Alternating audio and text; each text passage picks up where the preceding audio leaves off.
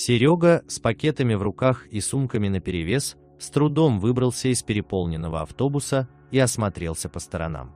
Его должны были встречать, только вот оркестра и ковровой дорожки по случаю его приезда в тьму таракань не наблюдалось. Как не наблюдалось и транспортных средств встречающих.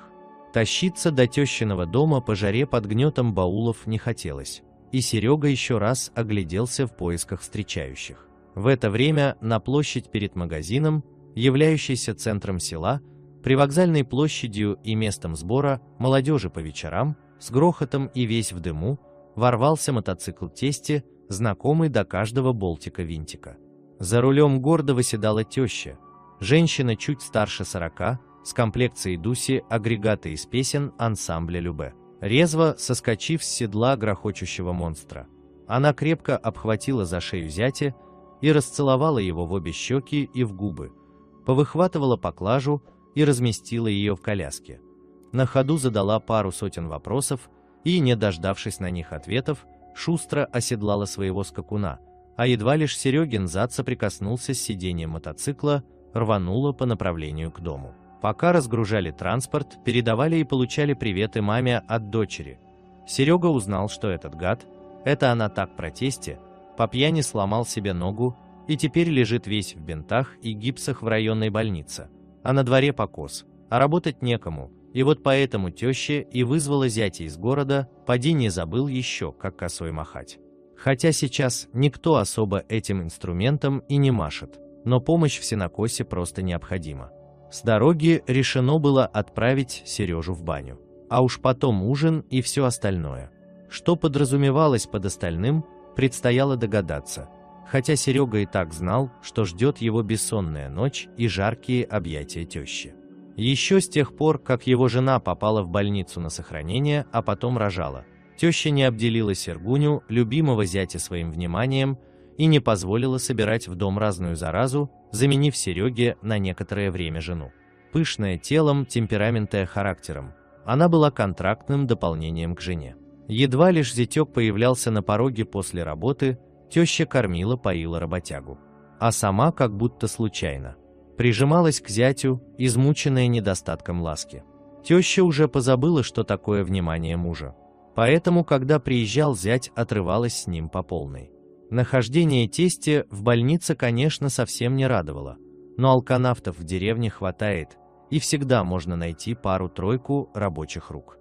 А то, что тестюшка мог бы помешать забавам тещи и зятя, так это маловероятно. У тещи уже все было отработано. Пара стаканов водки и тесть нейтрализован до утра. А потом наступал праздник души и тела. В отличие от городской квартиры, в деревне летом уединиться можно было хоть где. Вечером, расположившись на полке в бане, Сергуня грел косточки, изгоняя из тела усталость. Дверь приоткрылась, и в баню проникла теща. Размяв веничек, она подала пару и принялась парить зятя. Серега постановал, поворачивался, подставляя под хлесткие удары веника тела. Через некоторое время Серега заменил тещу, и теперь уже он охаживал покрасневшее тело женщины. Напарившись и окупнувшись холодной водой, вышли в предбанник. Мы, накинув на себя простыни, сели на лавочке напротив друг друга. Немного остыв после жаркой бани, перешли к тем делам, в ожидании которых провели день. Что говорить? Хорошо в деревне летом, тем более, когда есть такая любящая теща. Друзья, подписывайтесь на канал, чтобы не пропустить новые интересные видео. Спасибо за внимание. All right, everyone's presentations are done. Nick, the manager, said as he tried to move the discussion forward. Excuse me, I haven't. I recently found out something. Nick interrupted me and began to speak. There's apparently someone in this department who didn't graduate high school and is just a part-timer. Meetings should be for employees only. Absolutely right. His lackey, Mike, of course, agreed with Nick. I'm leaving. After leaving the meeting room, I started to shut down my computer. I noticed that an email had arrived, not in my personal inbox, but in the company's shared email. Thinking, there's no point in speaking up, no one will listen, I went home quietly. The next day, I heard a commotion from Nick's desk. He was staring at his computer screen, his face pale. Nick, is something wrong? Mike looked at the screen with him. And he turned even paler than Nick. Why is he so angry? Knowing the reason for Mike's distress, I thought to myself, serves them right. My name is Adam. My mother passed away when I was in the 9th grade, and I was raised by my father. Well, you could hardly call it being raised. After my mother passed, my father changed. He drowned his sorrows in alcohol, and though he still went to work, he squandered our living expenses on horse racing. Because of that, I had to start working part-time as soon as I entered high school. Every month, I went to the convenience store with bills in hand that couldn't be auto-deducted from my father's account. Even though I endured it because I didn't want to be alone, I reached my limit in my 2nd year of high school and dropped out. I found a live-in job at a distant inn. Thank you for everything. The day I left home, my father, still staring at the TV, spoke. Take care. That was our last conversation. Back then, 18 wasn't the age of majority, so I needed my father's permission to work, and I couldn't hide my place of employment. Yet, my father never visited me even once. I kept working just to survive, and before I knew it, I was 42. Years of hard work paid off, and I was transferred to the headquarters. I was thrilled to be recognized by the company, as I thought I'd be working in the field until retirement due to my lack of formal education. Listen up. Our work can change the future of our employees. Don't drag us down. On my first day after the transfer, Nick, dressed in an expensive suit, spoke sternly. There was a reason for this. Our inn was located in a prominent tourist destination, known so well that everyone in the state could sing its commercial jingle. At its peak, we had 5 locations within the state. But that was long ago. Due to financial difficulties and aging facilities, only the place where I had worked for many years and the original establishment remained. I was prepared to lose my job anytime, but now there was a glimmer of hope. With the rise of social media, the tourist area where the inn was located started gaining attention again. Depending on how hard the sales department, where I was transferred, worked, we could either thrive or be forced to give up this prime location to the new hotel chains continuously popping up. For Nick, who had switched careers from another industry to strengthen our sales, this was a battle he couldn't afford to lose. I understood why he had to be strict. I will do my best. Nick sneered at my enthusiastic declaration. Did you not hear what I said? I'm sorry. I thought I was listening carefully. Out of habit from years of customer service, I apologized reflexively, though I had no idea what had offended him. Someone was watching me with a smirk.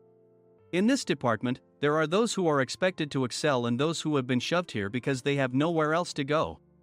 You are the latter. It was Mike, the section chief. He's 7 years younger, at 35. But he was called to headquarters much earlier than I was and had been moving around within the headquarters ever since. I'm not jealous, but I can't accept that he's my boss. Graduating from a prestigious university, he has an unusually high pride and caused many problems as a newbie, making things very difficult for me when I was the front desk leader. When I found out Mike was transferred to the sales department a month before me, I was disheartened. Mike is right. With just a middle school diploma, there's not much you can do. Don't even think about achieving results. As if I didn't exist, Nick remarked, I'm thirsty. Mike eagerly ran to the coffee maker. It seems Mike is Nick's lackey. I regretted being happy about my transfer to headquarters, wishing I had stayed on site forever.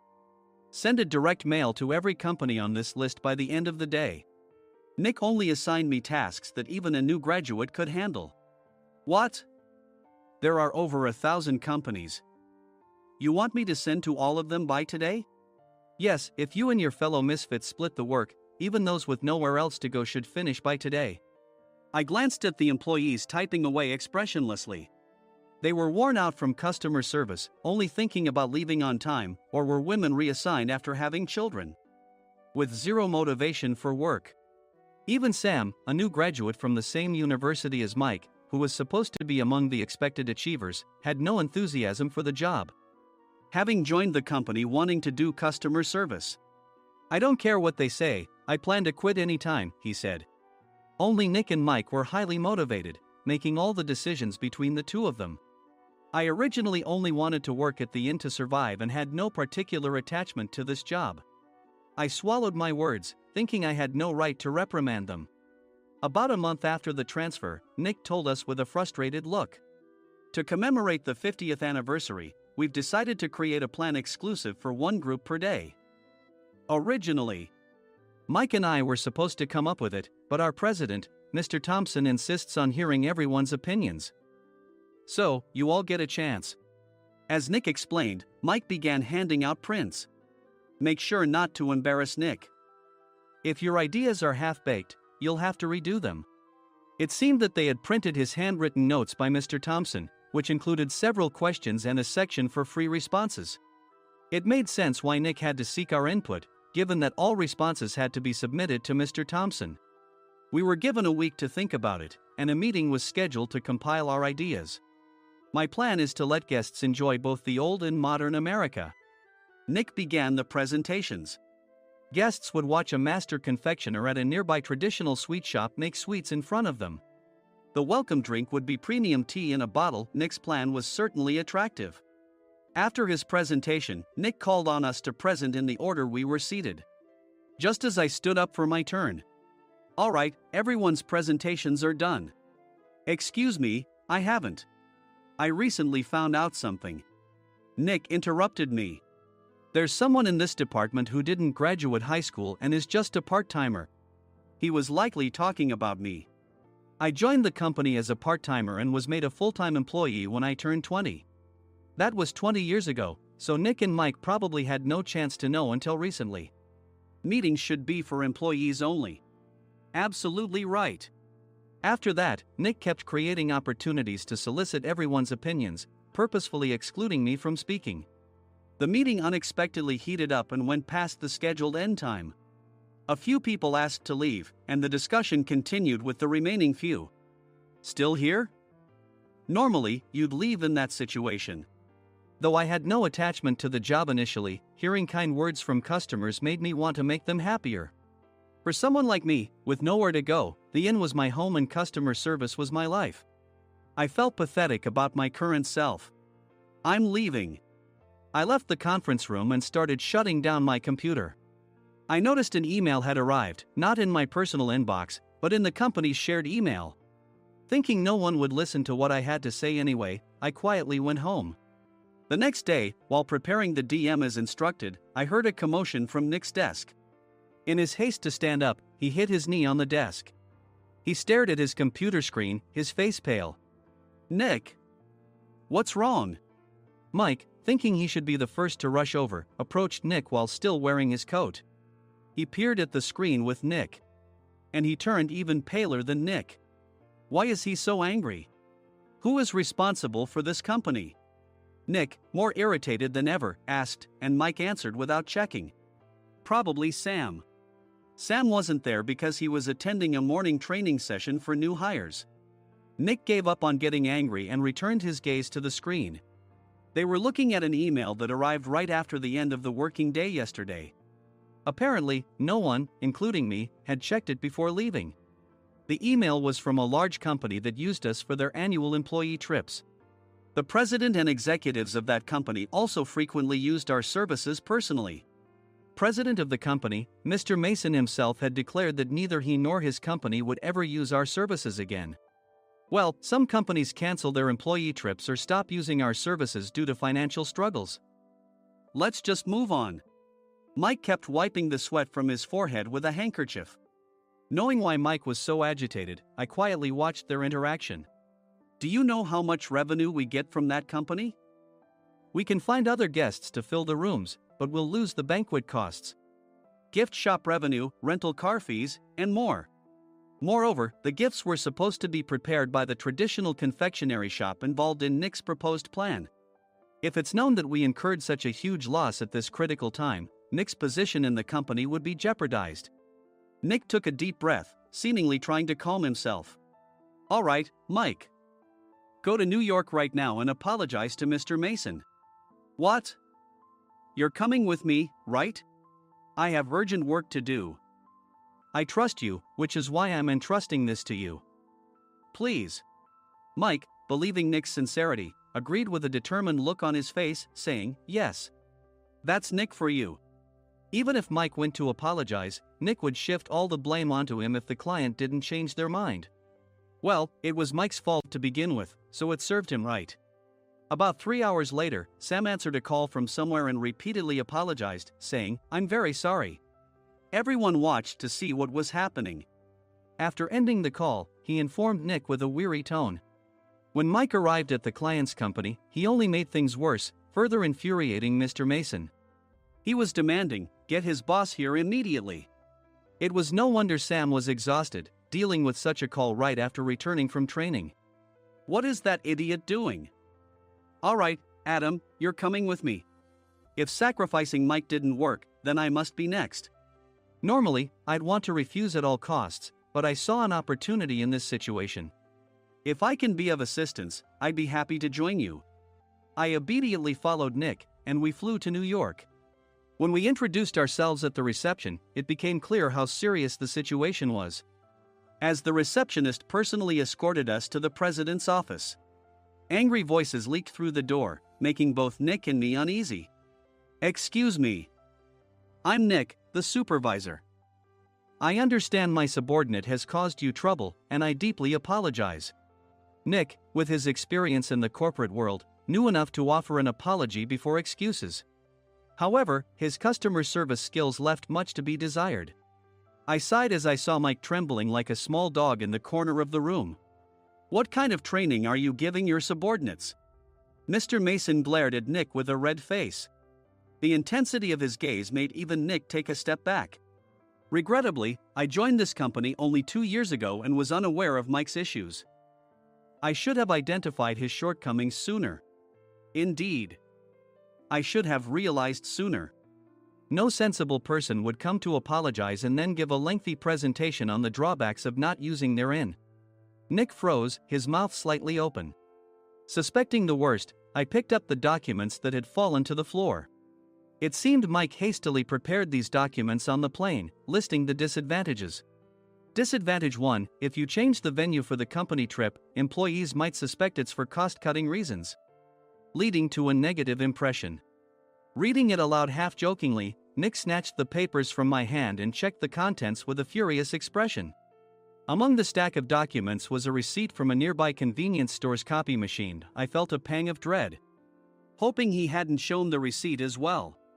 What do you think he said when I asked what kind of nerve he had to do this? "I'm very sorry." Faced with the dire situation, Nick must have thought there was nothing left to do but apologize. In a voice smaller than I'd ever heard from him, he uttered words of apology. He said, "I'm a Harvard graduate. I don't believe I said anything wrong." "Mike, what have you done?" Forgetting his plan to pin the blame on Mike, Nick yelled loudly, even in front of Mr. Mason. "I didn't do anything wrong." "You're still saying that? Look at him." Mike pointed at me with a shaking hand. "I was assigned to headquarters in my 20s and now I'm a section chief. This guy only made it to headquarters at 42. Everything I've done proves I was right. So why are we losing the contract?" Having said his piece, Mike collapsed to the floor. "Of course. You were sent there because you had nowhere else to go." Mike never expected to hear such words from someone he looked down upon. He lunged at me, and Nick hurriedly stepped in to stop him. "Mr. Thompson told me Mike is a quick thinker, and to take good care of him." There's no way he was pushed aside. "Don't make things worse here. He didn't say quick thinker, he said only quick-witted, didn't he?" I don't remember that part." I recalled the many troubles Mike caused when he was a newbie. When Mike was on the front line, his pride was so high that he never apologized to customers. Customer service, especially in our job, doesn't work alone. It brings both good and bad situations. If the front staff or housekeepers made mistakes, or the cleaning company didn't properly clean a room, one had to apologize to the customers regardless of personal fault. Mike, in such situations, would never apologize, insisting he wasn't at fault. This often angered customers, and as the front desk leader, I frequently had to apologize on his behalf. He caused complaints and disrupted operations, which is why he was quickly moved to headquarters. In departments where he didn't interact directly with customers, his quick thinking was beneficial and things went well. But it seemed his flaws were starting to show. Corporate reservations are supposed to be entered into the system by the sales representative. But a quick check yesterday revealed that more than 10 items were missing from the client's reservation. The handover document clearly stated what needed to be prepared. Why didn't you enter it into the system? Why do we have to give them special treatment? Filling rooms near the banquet hall, setting up all the food in advance. Specifying the brand of wine, they're too demanding. No wonder he always angered customers, I thought, feeling a headache coming on. Grouping them in rooms near the banquet hall is for our benefit too. It makes it easier for the staff to set up beds and serve breakfast since everyone's schedule is synchronized. As for the other requests, Mr. Mason suggested them to lighten our load. I didn't know that. Nick finally seemed to realize that Mike was the one who had angered the client. What did you say to them? I just told them we wouldn't give them special treatment anymore. We shouldn't waste effort on things that don't bring in money. I was utterly exasperated at his lack of understanding of customer service. Of course, we shouldn't comply with unreasonable demands. But carrying over successful practices from past stays makes customers feel remembered and enhances their experience. Good memories encourage repeat visits. That's part of our job. I looked down at Mike, who was sitting on the floor. In our job, nothing is a waste. Mr. Thompson likely moved you to the sales department, hoping you'd finally understand this. How do you think he feels now that you've failed to meet his expectations? Mike, tears in his eyes, fled the president's office. I was amazed he still hadn't apologized. You have it tough, Adam. It's okay, we're all employees of the same company. I deeply apologize for this disrespectful incident. Especially after all the care you've shown us. If it weren't for you, Adam, I really would have stopped staying here. When I heard you were moving to the sales department, I was willing to reconsider if you handled it. Seeing us talk so amicably, Nick's face contorted. Do you two know each other? Adam's service is excellent. I always requested him specifically. Normally, we don't accept specific staff requests, but we made an exception for Mr. Mason, adjusting my shifts accordingly. He had personally stayed at our hotel just before my transfer, and during casual conversation, I mentioned, I'm moving to the sales department soon. If I hadn't told him then, things could have been much worse. Please continue to take care of us. I look forward to it. On the return flight, Nick awkwardly offered me a can of beer. It's still working hours. Of course, I had no intention of forgiving him for a single beer. Nick might try to pin everything on Mike and avoid any consequences. While pondering this, a startling fact came to light. Nick, the tea bottles for the plan have arrived. I handed Nick a bottle labeled with our inn's name. They look good. What are you talking about? These are plastic bottles. I had assumed we would use the trendy, high-end bottling tea. But what arrived were ordinary plastic bottles of tea with customized labels. The only unique aspect was the label, which had the inn's name, making it look customized. Upon further investigation, I discovered that a substantial amount of money was set to be paid to the tea company. It was priced like bottling tea. Does this plastic bottle really cost $100 each? The tea inside is specially blended for us. The extra cost is for that. Wouldn't it be better to use another tea company? Or is there a specific reason we must use this one? As Nick continued to make excuses, I showed him a printed email. I informed the tea company's president, Mr. Mitchell, that we discovered irregular payments and he confessed. He said you two were high school classmates and planned to split the extra money. That idiot. Why did he confess? That's not important. You should worry about yourself, this could turn into a police matter. Opening the bottle cap, I suggested. How about calming down with this tea? It supposedly has a relaxing effect. Nick drank the tea frantically. In the following days, decisions were made about their fates. Mike was reassigned to the General Affairs Department, with no chance of transfer or promotion, as per Mr. Thompson's orders. As for Nick, since the payment to the tea company hadn't yet been made, he narrowly avoided legal trouble. Instead, he was encouraged to leave the company, and to avoid further complications, Nick submitted his resignation. Rumor has it that connections between HR departments have made it difficult for him to find new employment. Even though it was good to have those two gone, something unexpected happened in the sales department. Everyone became motivated and united in refining the 50th anniversary plan.